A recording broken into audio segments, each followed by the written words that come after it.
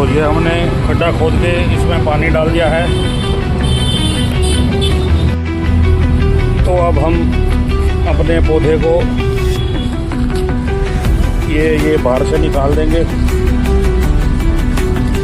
ये मोमोज वाले पैकेट में हमने इसको लगाया था। अब आप ये देख लो कितना बढ़िया हो गया ये हमने लगा दिया जी। जय हो अम्बे माँ का नाम लेके। और थोड़ा थोड़ा मिट्टी से इसको भर देंगे। सेट हो गया जी। अब इसको साफ भी कर देंगे ताकि बारिश हो या हम पानी डालें तो इसके अंदर पानी थोड़ा सा रुका रहे और पौधा हमारा, अब हम थोड़ा सा पानी और डाल दें।